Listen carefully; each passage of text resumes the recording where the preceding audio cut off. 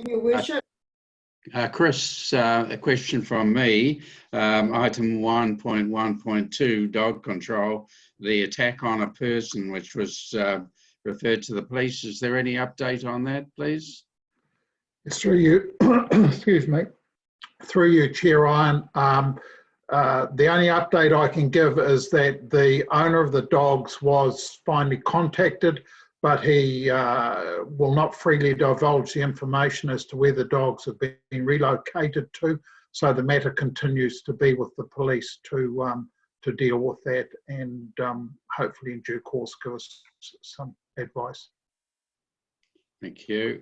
And just another point through you, Chair, more of an observation really, near the bottom of page 3, the marked decrease in crime and domestic violence. I was particularly interested in the comment about domestic violence, because you read in other parts of the media that domestic violence has actually been on the increase with the lockdown. So if that's the case in our area, it's very pleasing.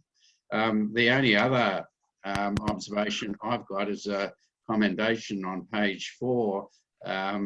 Approval being granted within 1 day for the 2 generation homes matter. Excellent, well done. Thank you, Councillor Sparks. Any further questions, committee? Councillor Kingi. For you, Madam Chair, just a couple of comments. Appreciate, Chris, the Appendix A that was attached to the report in regards to the creativity of our dog control officer, Lisa, who, you know, and looking for the vulnerable. Our animals are also vulnerable, and with our elderly, they needed someone to look after their animals. And so acknowledge the Facebook stat that was put up, asking for any whānau that would volunteer to care for them while our vulnerable were unwell. So I want to acknowledge the heartwarming stories, Chris. Sometimes a picture paints more words than a narrative does. So appreciate the work that's been done behind the scenes and the compassion of our community. Also acknowledge 1.1.2, tautoko Councillor Sparks in relation to the victim. Hope the victim is healing, and also that our whānau are informed that council do follow a process when we can't, when the dogs aren't there, we do try our due diligence to find where they are to make sure that the community is safe. And in saying that, sometimes we're not able to. And so of course we reach out to the next steps, which is our police. So thank you for that report. Chris, also acknowledge that 1.1.1, 99.9%, so close to 100. And for the community of Kawerau, making sure that they do what they need to do as good dog owners, and that council supports them to do what they need to do, shows where we are. That 100%, 99.9% is awesome, Chris. So well done to the community and to council for that. Kia ora. Yes, thank you, Chair. If I may comment on that, that's the first time we've missed that target, I think, for 4 years, but I think we've got reasonably good reasons in this situation. Thank you. And thank you for those other comments, Councillor. Just one more through chairs. 1.4, the food safety and premises. Want to acknowledge our businesses who during level 3 and 4 are facing hard times, but have ensured the health and safety protocols guided by our minister have been put in place for the well-being of our community. So acknowledge our businesses during this time. Thank you, everyone. Any further questions on Chris's report? There being none, I have a recommendation here. If I may please, Chair, sorry, I'm trying to raise the electronic hand, quite unsuccessfully, I'm going to say. If I can just comment, please. David did speak to the comment I was particularly interested at the bottom of page 3. Just noting, please, Chair, that is reported crime and domestic violence, which doesn't always reflect what's actually happening out there. Quite often in the past, we've actually been the victim of resources being pulled with the misconception that we've got a handle on things. There's now no longer a need for that. Just noting that that's reported, and as we start to move into levels 2 and 1 and beyond, and as we start to be able to have contact with people, that they may change, but just mindful that it's reported and what's captured. There's always a conversation about what's not being reported or being underreported. Thank you, Chair. Thank you, committee, for your comments. Are there any further? We have a recommendation that the report be received. Can I ask for a mover, please? To move. Thank you, Councillor Kingi, and a seconder for the item. Thank you, Happy to Councillor Julian. Yes, we've got Councillor Kingi and Councillor Julian. So all those in favour? Aye. And all those against? The recommendation is carried. Thank you. Moving along in our agenda to Part B, non-regulatory item number 2, monthly report again for April, finance and corporate services. So now we're in the hands of our finance and corporate services manager, Peter Christophers. Thank you, committee. Pages 16 through to 22. Thank you, Chair Ryan. As you can see in the report, we've got a new section headed communications. So a big thank you to Tanya for providing that. So hopefully it provides a little bit more information of the activities that have been undertaken for the month. Overall, all things considered, it wasn't a bad month. So I think if there's any questions, happy to answer them.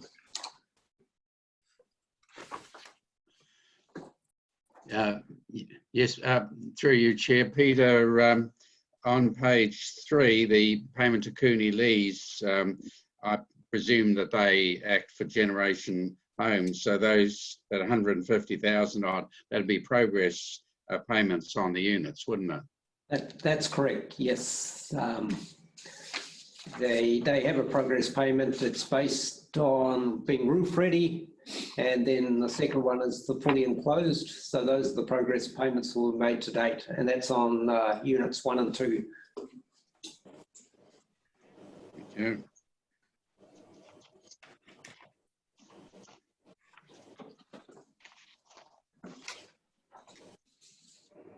Through the chair.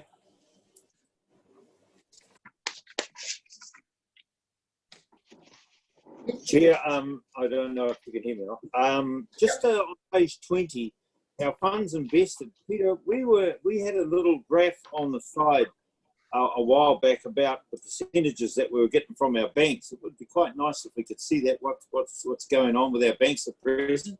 Not that there's a lot going on, but yeah, it'd be quite nice to find out where the percentages are we're getting from them, please. Yep, happy to provide that. It is actually on the agenda for the audit and risk on Friday, so that's coming out to you today. Yeah. But I'll add it to the R&S agenda as well. I think is quite right. It is informative. Thank you for that. Cheers. Thank you, Worship. So we have an action item there. Yeah, that table, as you alluded to, Worship, used to be in there. So just for the percentage, so that's the interest rate that's been gathered from that particular bank. Thank you. Any further questions of Peter's report? Councillor Turnami. Just through the chair on page 17, item 5 about the website. Just a comment, I was quite intrigued to see that under, for the month of April, under lockdown, I couldn't imagine why 600 odd people would want to visit our website to see what was going on, other than perhaps ex-Kawerau residents that were looking to see when they could return home.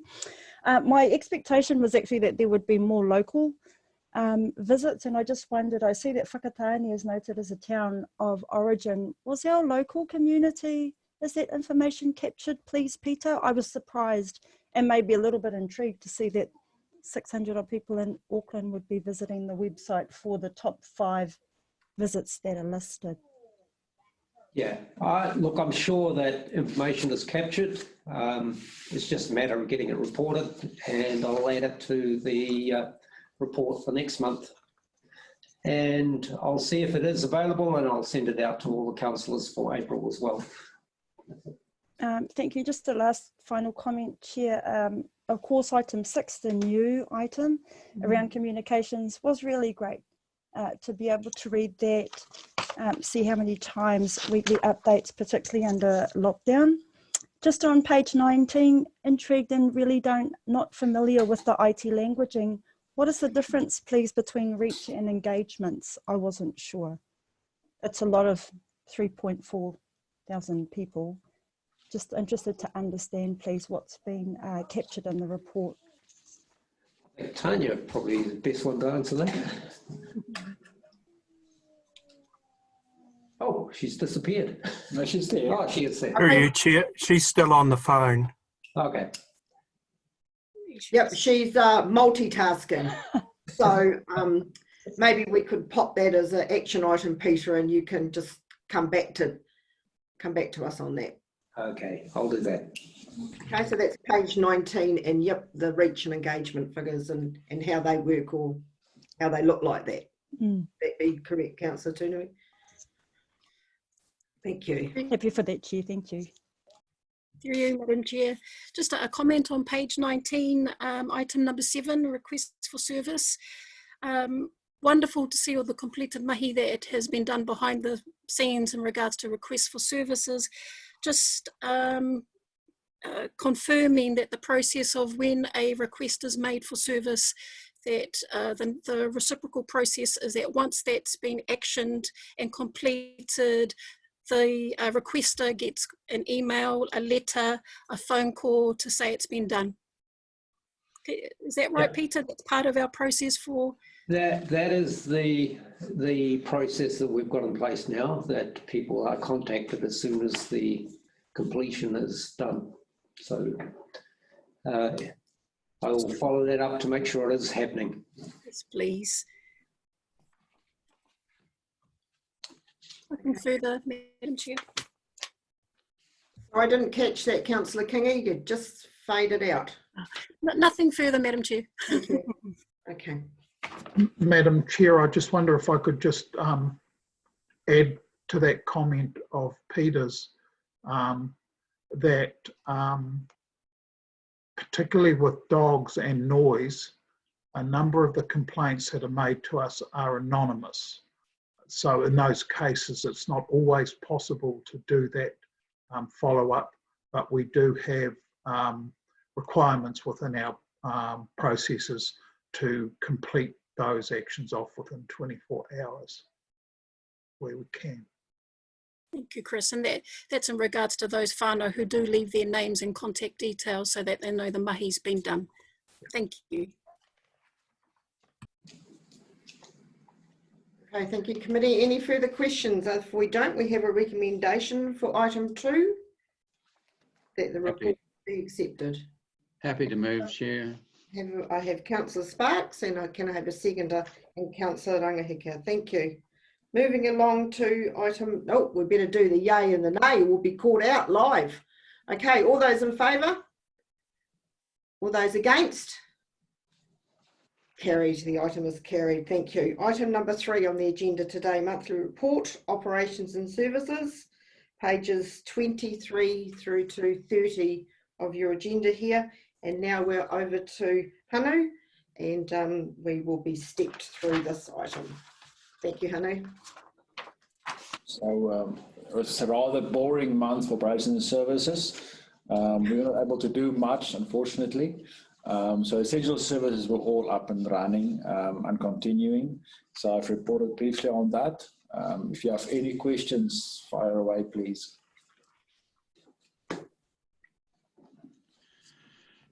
Through you, Chair. Hano, page 25, Parks and Reserves. You recall I raised at a previous meeting about the tree work that's to be done on Stone and Walk. Do I understand correctly that that's scheduled for June, and that as part and parcel of that there'll be the removal of the large felled trees that are there? Yes, I believe that's planned for June. That's correct, yes. Okay. Through the chair. Page 24, 1.3 reticulation. I see that we have approximately Toby repair placements. New Toby boxes are smaller, and we have some extras left over, and we're going to the 300mm. How many do we have left over, please? They took the small ones back to the suppliers and we swapped them for 300s. So I don't think we've got any 200s left. They swapped them back I think we had to pay a little bit in, of course, they're slightly larger, but the supplier was quite happy to take all the 200s and return them. Okay, thanks for that. And also moving over to page 25, just, I'm not too sure, but page 25, number 9, there will be no recycle collection during the close down and will be disposed of as rubbish. Is there any update on recycled or mostly our rubbish heading up to the... No, so we will continue disposing of all recycling until we actually have somewhere to put it. So there's currently no recycling transfer station open in the country, and no one is accepting it. So we'll have to wait till we have somewhere to send it to before we'll start collecting it again. Okay, thank you.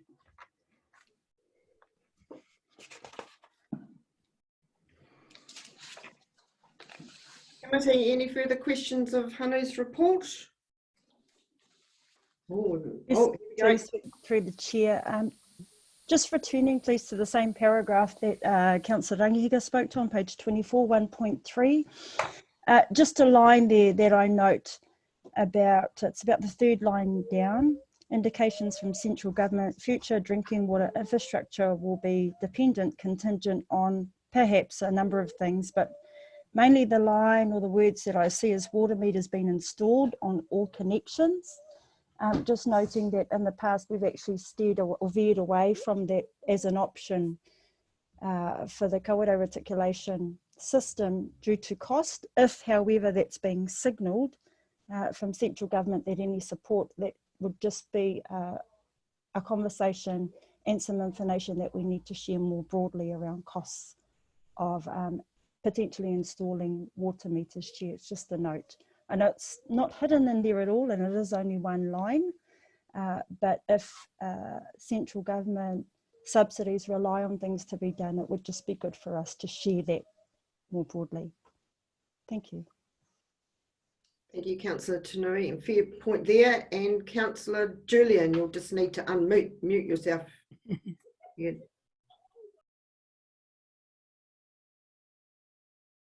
Yep, you'll need to unmute yourself, Councillor Julian.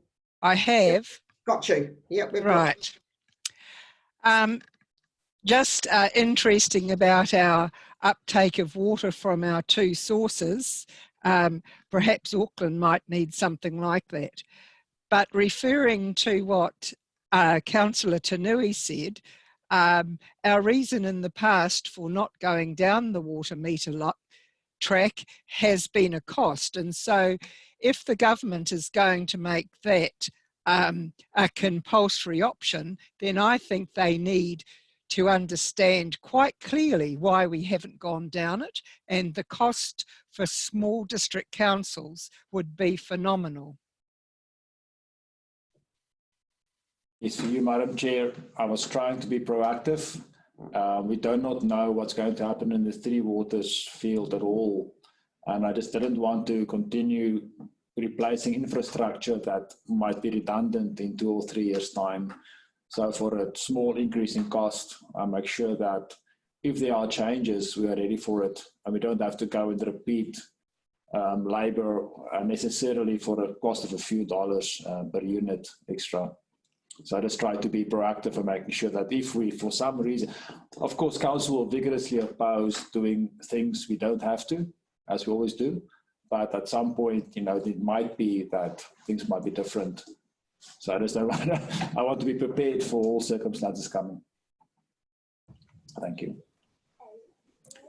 If I can please, Chair, that wasn't a criticism at all. I just appreciated the foresight thinking and the communications across the sector as we start to look at the whole water supply infrastructure. Thank you. Thank you, committee. And as we know, information and very good information is gold, and more so in the last 6 weeks. So, yep, we appreciate everybody in this space. Any more questions or points of clarification, committee? Councillor Kingi? Through you, Madam Chair. Page 27, maintenance items. Just looking at transport management and seeing the minor safety around the speed humps and crossings being installed. I saw the one in River Road. Appreciate the mahi behind the scenes, especially during these times, that the work continued and also look forward to any feedback around the effectiveness of that, of them being established, and hoping that whānau are able to slow down where they're meant to. Also on page 28, just some point of clarity just around the pool and the club rooms. See that the club, because of the COVID-19, that it's being pushed out, and understand, support, just also asking for clarity around the club being informed of that delay. Remembering that the submission was a 7-year submission that they put into council around the time frames for waiting. So ensuring the transparency of communication to the those that use it, to make sure that we're doing what we're meant to do. Hano? So you, Madam Chair, no, I've not spoken to the club, and that's something I need to do urgently. Cool. Can we, as an action item, please, even if it's not, you don't have to speak, but a written confirmation. I'm sure they will understand. Thank you. Yes, so we did the workshop on that, and there's quite a number of things we want to do there, and there's been delays now with funding as well. So we will definitely have a talk to them, because we still want to progress those things as fast as possible and have them done later this year if possible. I apologize, I was a bit asleep.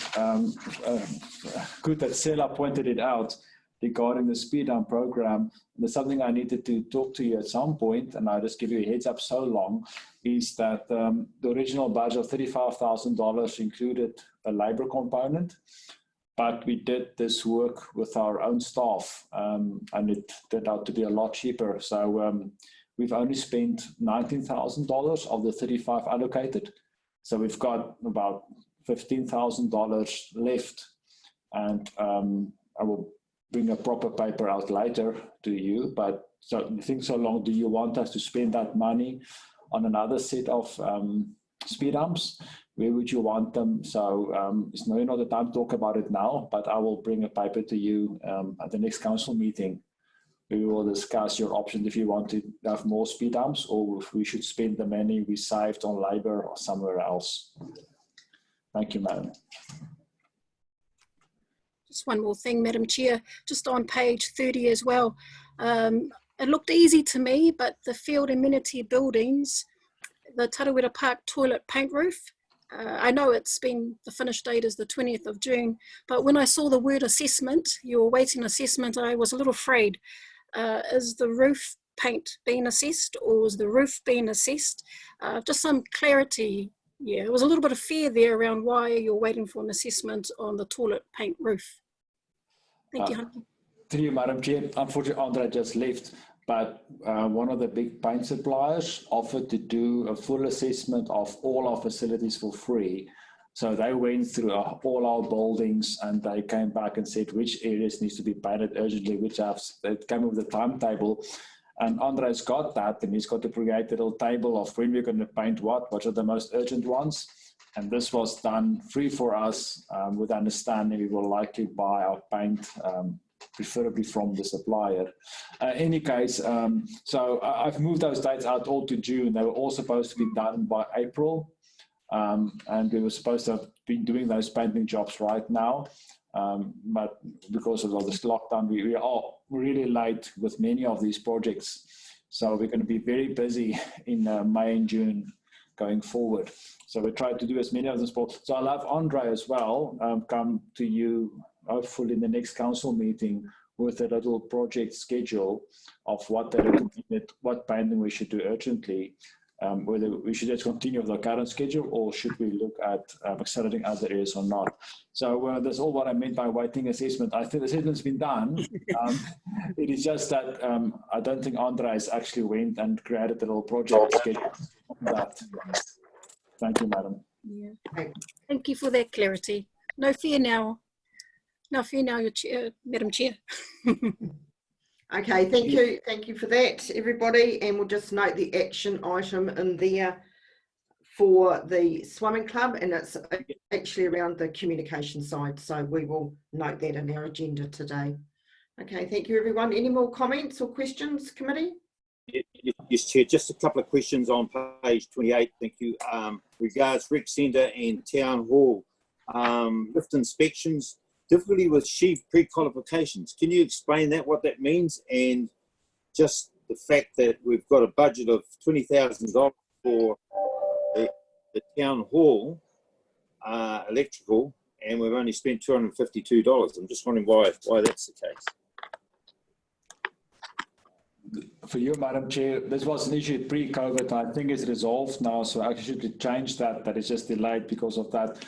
We were going to replace a significant number of those lights, but that is quite at-risk work. So we had to use, of course, pre-qualified supplier to do that work for us. And they have dropped off their SHE qualification just before they did it. So we had to stop that work. But it should be all in place now. And Andre's back, he can answer the question better than me.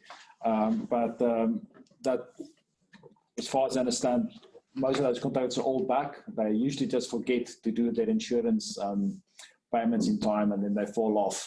So they are back. And the question was about the electrical work in the town hall. When I said the difficult question was the electrician who was not pre-qualified, but it's all done now. Yep. So the electrician that initially had procured the lights, she expired, and it was at an unpredicted time period when we went into lockdown. So as soon as we went into lockdown, ironically, he received his paperwork, and subsequently we've lined things up. And we at the point now where we can complete the installation of that electrical installation. Thank you, Madam Chair. Thank you, guys. Councillor Rangahika. Oh.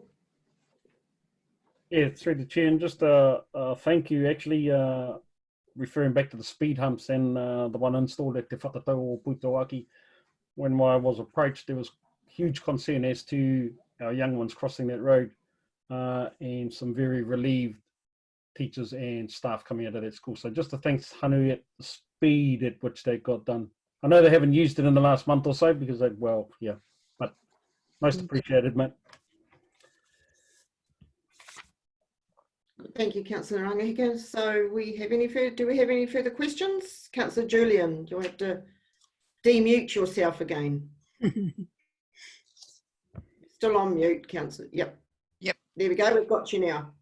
I walked around there the other day as part of the exercise, and I must congratulate whoever thought where to put that crossing, because the logical place, the bus used to stop the other side of a Stafford Street, but where they've got it stopping now is far superior, and there's less likely for a kid to be dashing across the road into the shop. So it's in a very, very good, safe placing.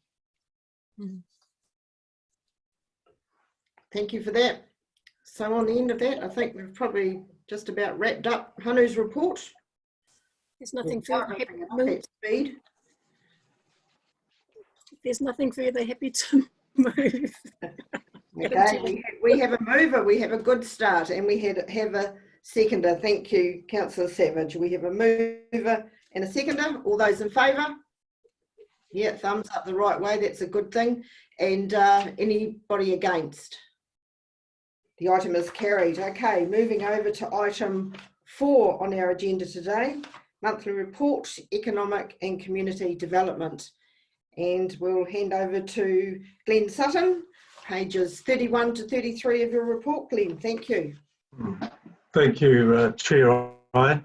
Just a summary of April, as you all appreciate, was very quiet on the business industrial front. Most of those folk unfortunately weren't able to work, but started back towards the end of the month, and now that we know on Thursday, most of them will be back at work, we hope. We will be putting out another survey just to get some more information about that, and in particular find out what their needs are. So I'll be able to keep you updated on the information that we get back from that. But while the businesses have been quiet, we've still been working quite well in the background on economic recovery. a number of initiatives. Things haven't stopped in that area. In fact, we've been quite proactive. We're always on the outlook for opportunities to help economic recovery now. And we're working both at Kawerau, particularly the Eastern Bay level and the regional level across all those areas. Tomorrow is a significant day for us all, because hopefully Minister Robinson will say that, Kawerau, you've got all your shovel-ready projects approved, go to it. So watch the budget with Minister Robinson's announcement. That's when we will know. The eyesight obviously hasn't been in operation, and the team have all been moved into civil defence roles. But now that we know we can start up with level 2, the team will be getting back and getting the site ready for reopening. So there's a few health and safety measures they have to have installed before we can open to the public. And most of the other community activities in April, because of restrictions, just haven't happened. So that's the summary of the month, and I'm very happy to answer any questions. I might just point out, Glenn, it's only 3 pages, but there's a lot in there, a heck of a lot. And can I just touch on item 2, the Kawerau eyesight?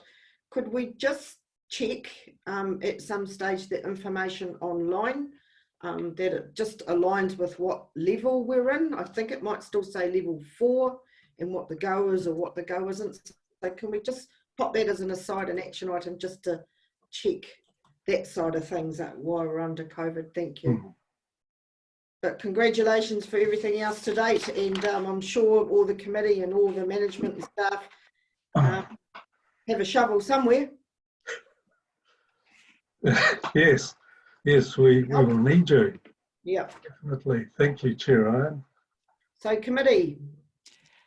Through you, Chair Iron, please.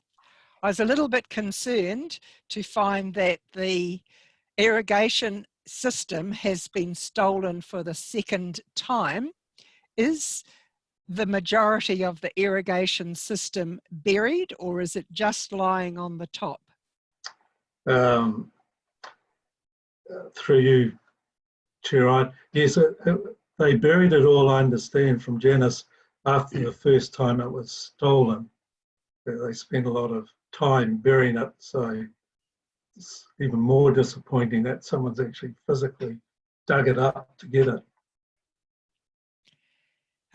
Through you, Chair Iron, somebody obviously is wanting to grow a cash crop somewhere, but this might be a good opportunity to use a remote camera down there, because we've had quite a few hits down there lately, what with the damage plus the irrigation system as well.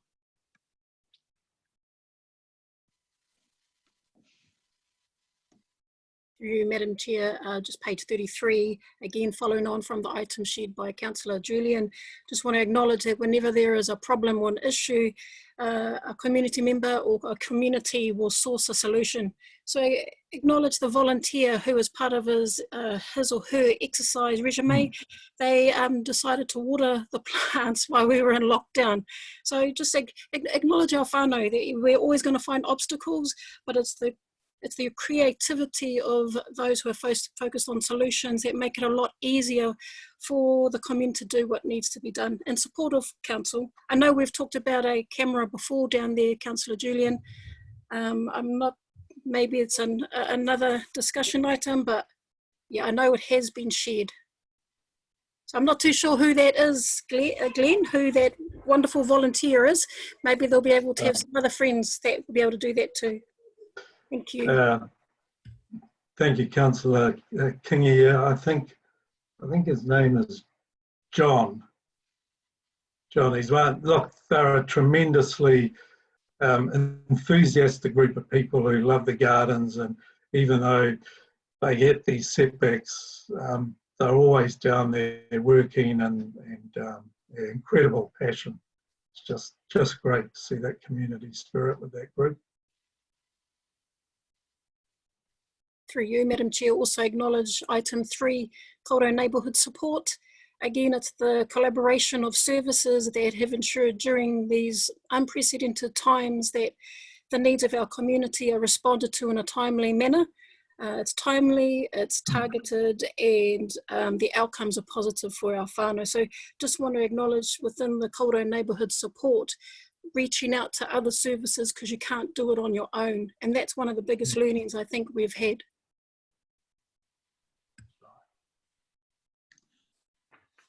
Thank you, Councillor Kingi. Any further comments, committee? Councillor Sparks. Yes, through you, Madam Chair. Glenn, just a wee bit of a concern on page 31 that we're still waiting on agreements to be sent through by MB. Do you think that's just the usual bureaucratic delay and compounded by COVID, or is that something that's been sitting around for a while and we should push along?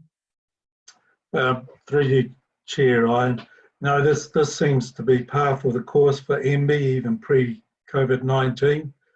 I'm not privy to those agreements because obviously commercially sensitive between the individual parties. All I can deduce is there's a bit of toing and froing between them. That's what I understand, to make sure they're totally on agreement. So, but the latest information I have is that they're working through them and making good progress. So hopefully I can report next month that we're there. Yeah, thank you.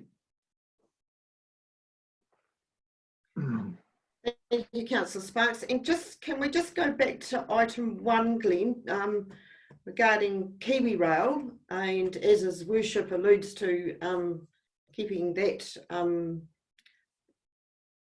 in a very important space that it is, continuing to work through the contract and lump sum pricing. I appreciate this is just last month's report, but is there any update?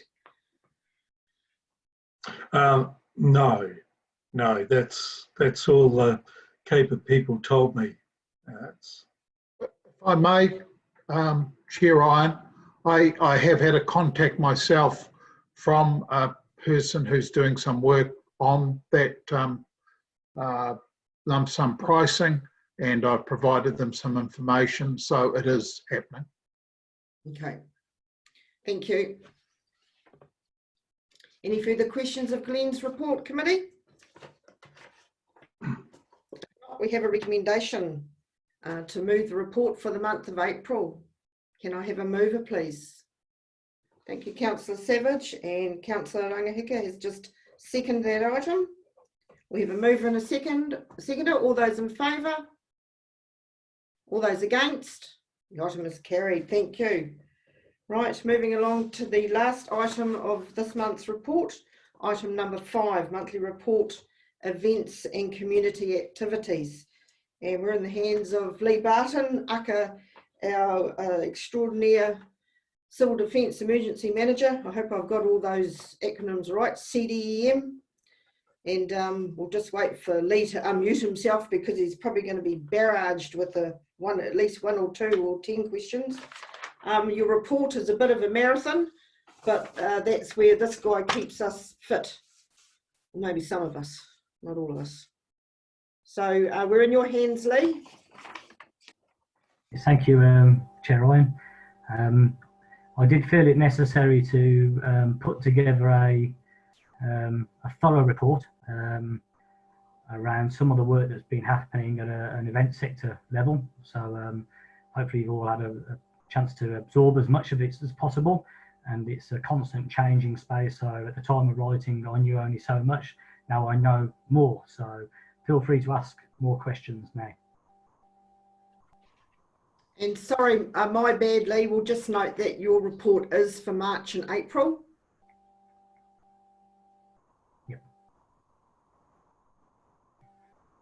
On the front end of that, item 1, down the bottom there, referring to the New Zealand Events Association, NZEA.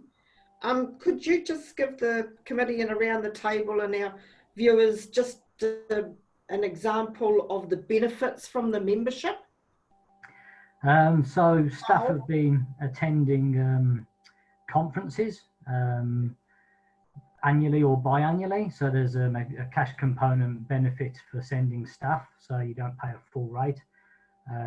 We also have access into a resource bank as members, and also they offer a lot of webinars, but also face-to-face training workshops regionally as well. So we get first dibs at attending these, either as free or subsidised fees. So those are the sort of benefits, but also the big benefit in a moment like this is having that conduit to be able to air our concerns, which can get pushed up to central government. Thank you. Thanks, Lee. Committee, any questions? For you, Madam Chair. Page 36, just a query, Lee, where it's got funding and, you know, our traditional funder, NZCT, understand that they're unable to accept any new applications and have ceased to accept applications, but just query those applications that were pre-approved, and is there a process that whānau can follow, because it does go on to the last paragraph about it not just being council who have approached them for funding, but it could be schools, organisations, grassroots sports. Just wondering if they have had their application, their pre-approved application not honoured, is there a process they follow? Because I would assume that it was pre-approved because the money was there. I make that assumption. Yeah, so I probably should have been a little bit more clear for you, Chair. So the information that we received from a regional meeting was there was a Kappa Hacker event in Rotorua that had been approved funds. The event's date was due to fall during that alert level 4 lockdown. So obviously it couldn't take place. But when that particular event organiser or community group approached NZCT to see if they could keep hold of it, that the money actually hadn't been paid. That was the problem. It had been electronically approved, but the organisation had not received the money in the bank, and it was at that point they were told that they weren't going to get the money.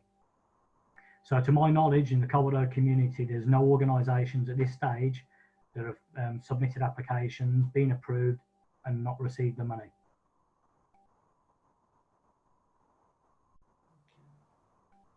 Thank you.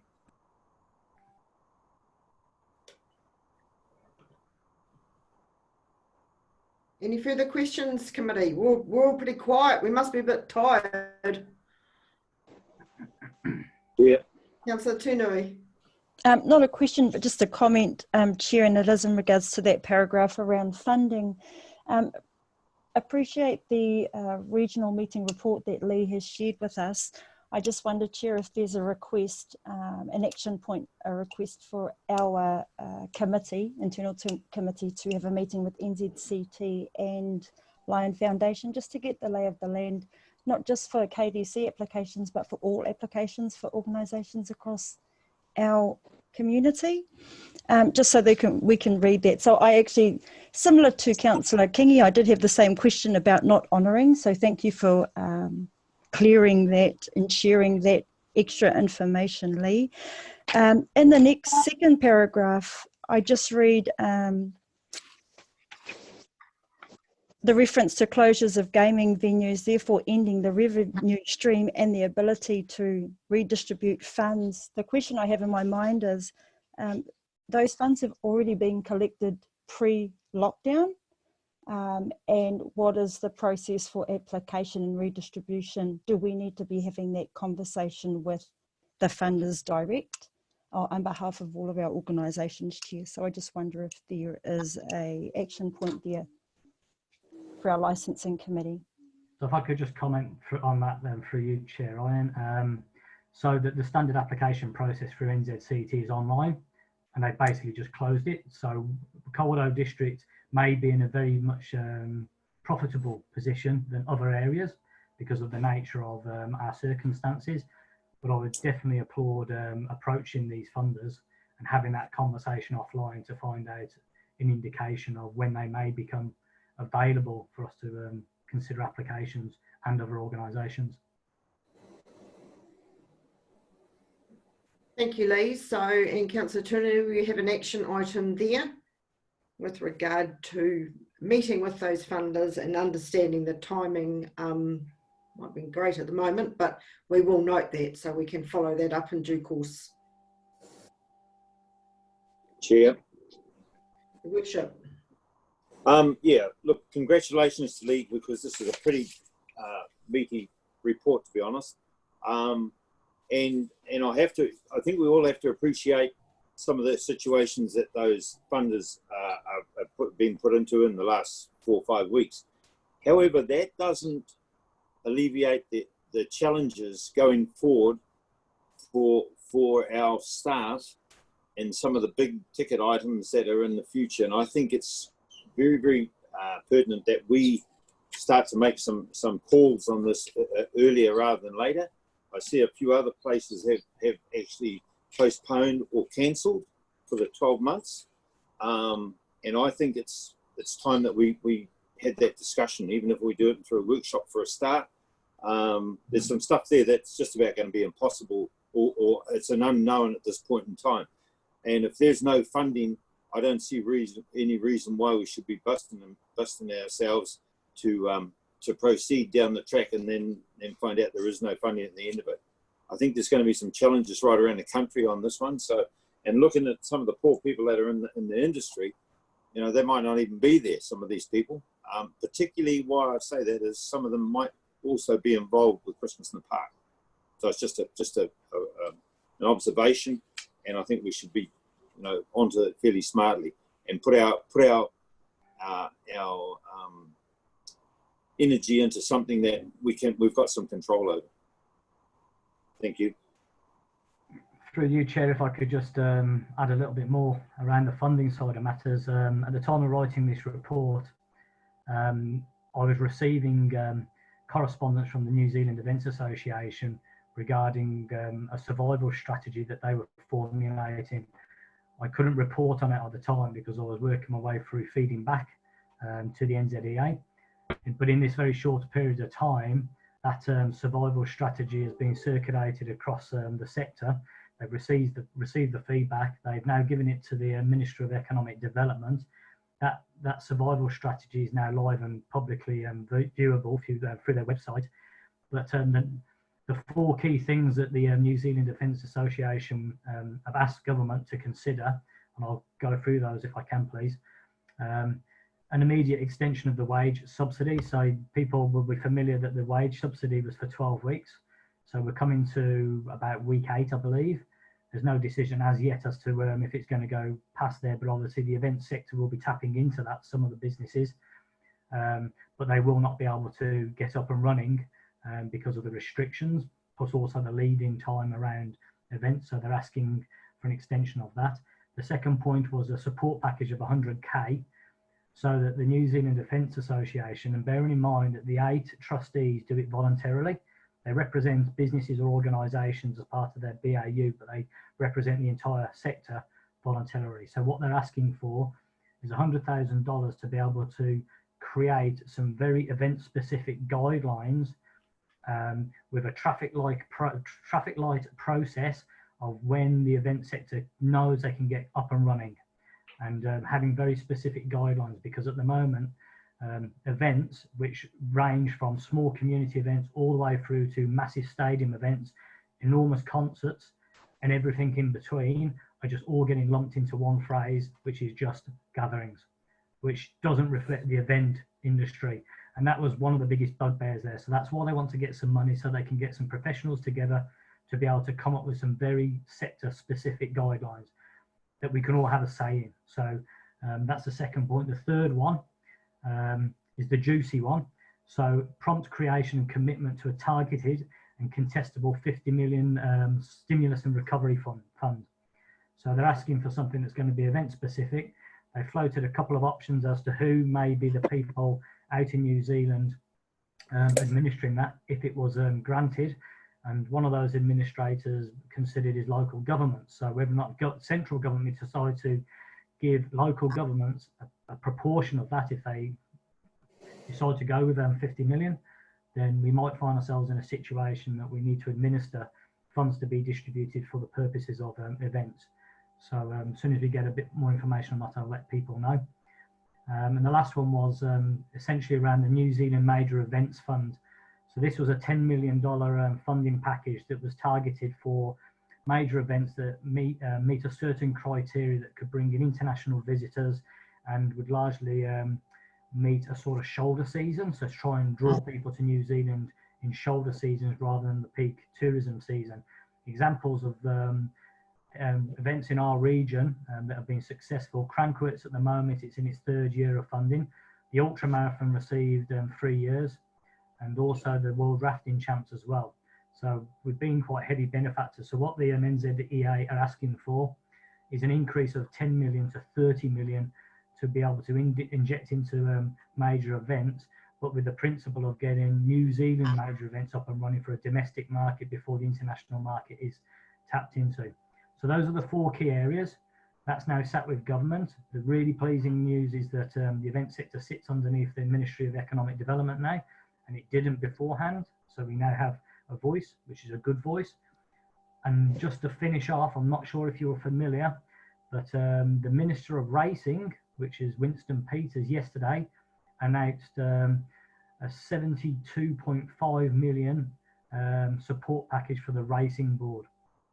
So if the racing industry can receive 72.5 million, I'd be very optimistic that the event sector will receive funding.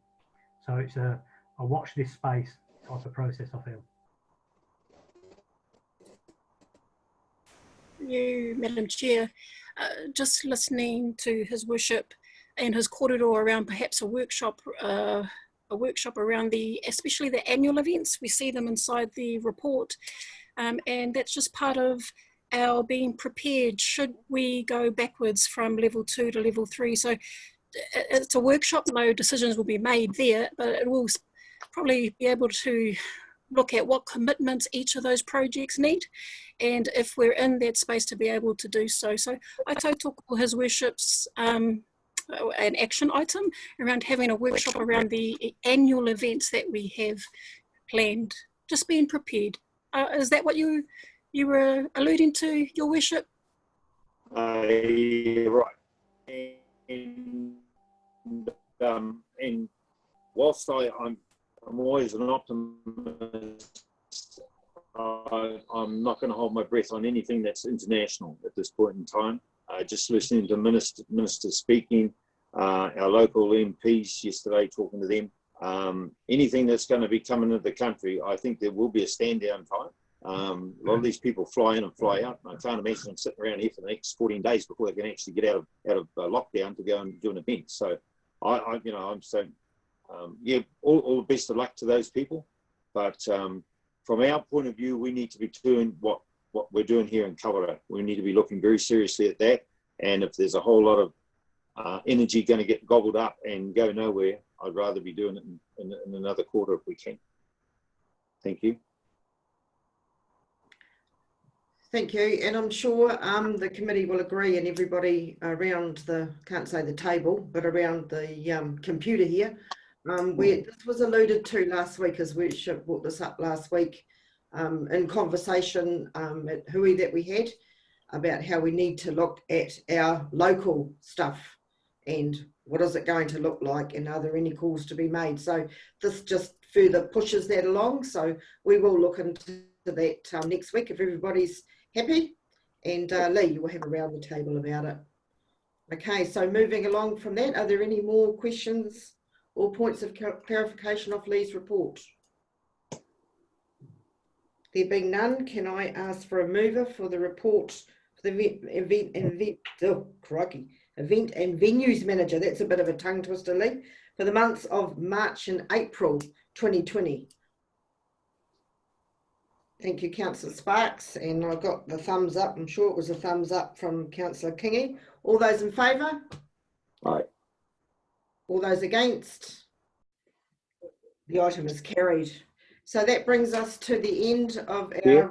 Can I just please indulge in your, and a big apology, please, to yourself and the committee. I forgot to put in a request to Hanu from a bunch of residents who have been doing a whole lot of cleanup along State Highway 34.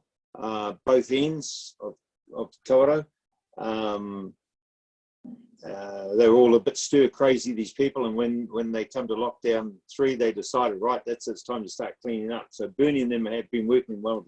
However, there is quite a bit of rubbish piled up that they can't actually do anything. They haven't got the facilities to pick it up and do that. And they've just asked, their spokesperson has just asked me if we can have a truck go out and pick up a lot of that stuff, please. It's piled up in places. I'm not sure where it is because I haven't been out there myself. We're on lockdown.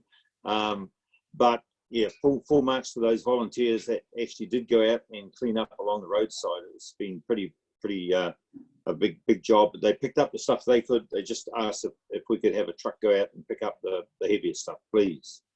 Sorry, Hanu. Thank you, Your Worship. Most important to talk about stir crazy people. I probably can see 1 or 2 on the screen myself. Okay, so in doing so, we will now end the meeting. But just before we do, Russell, our CEO, thank you and your team around here. Not only the ones that we see, but the ones that we don't see and the ones that we sometimes see. And also, of course, to our viewers. That's why we're here. You've all put us here. So in doing that, we will close the meeting at 3 o'clock. So thank you everybody for your contribution.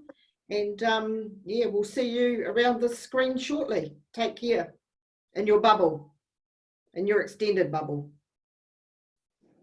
Bye for now. Thank you, Chair.